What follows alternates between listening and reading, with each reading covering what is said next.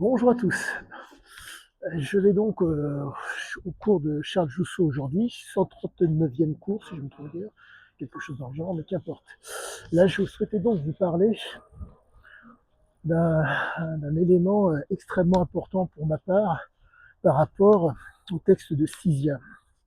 C'est un élément qui, pour moi, est réellement incontournable. Il s'avère que euh,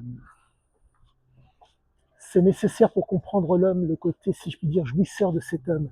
On est face à un homme qui s'intéresse au bon, mais le bon, malgré que ce soit, pardonnez-moi, quelque chose qui puisse être, qui ne puisse ne pas être bien, qui fait que le choix des aventures qu'il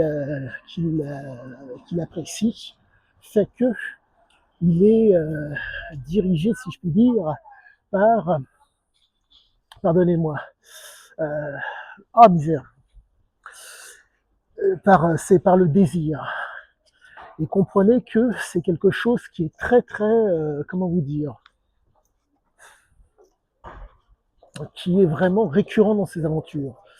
C'est pas parce que c'est bon que c'est forcément bien, et ce n'est pas le bon ce n'est pas le bon vers lequel il se dirige, c'est le désir qui fait que ce n'est pas le bon qui fait que ça soit désirable, pardonnez-moi, c'est le désir qui fait que ce soit bon. Donc on se retrouve face à un homme qui est mu par des impressions et des perceptions. Ces impressions et ces perceptions par lesquelles il est mu font que l'homme ne peut en aucun cas déroger à cette façon de voir. Et je suis extrêmement content parce que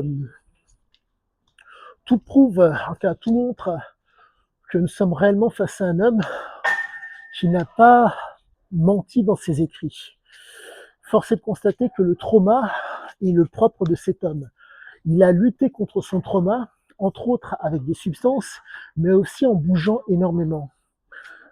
Les éléments qu'il a vécus, qui ont été entre guillemets traumatiques au cours de son enfance, son père qui défend donc la famille Arlalama, tous ces éléments de bout à bout expliquent la conduite de cet homme.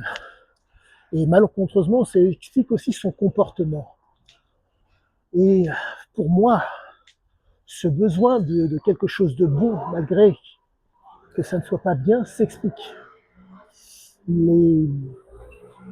La période post-coloniale fait que nous sommes face à un homme qui a eu besoin donc, à un moment donné, d'éléments pour pouvoir tenir par rapport à ses bonjour, là, par rapport, entre guillemets, à la souffrance qu'il y avait en face de lui, déjà d'une.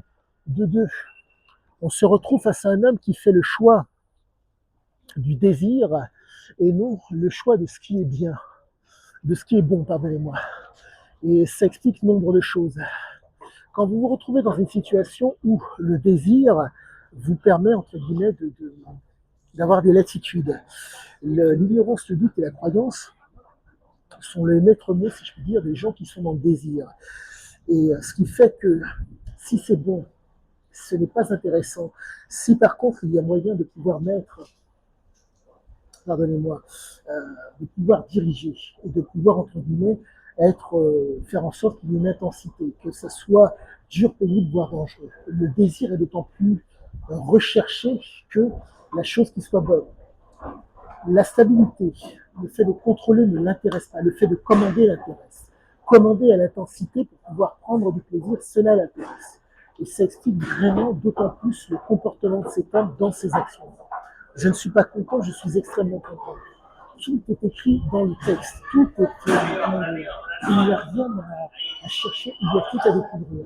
Et plus j'avance dans la compréhension, plus je me retrouve avec des éléments qui font que je me rends compte que l'homme, si je puis dire, c'était un tricheur, mais pas un menteur. Comprenez que la physiologie est commune à tous. La psychologie est différente selon les gens.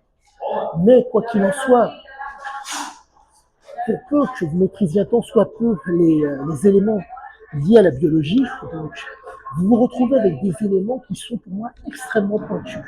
Et je ne peux dire qu'une seule chose, l'homme n'a pas menti. Il a triché, certes, mais il n'a pas menti. Et ça explique nombre de ces aventures, le nombre de choses qui nous sont arrivées. Je ne dirais qu'une seule chose, waouh!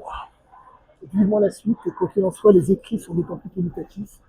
Et vous serez au courant.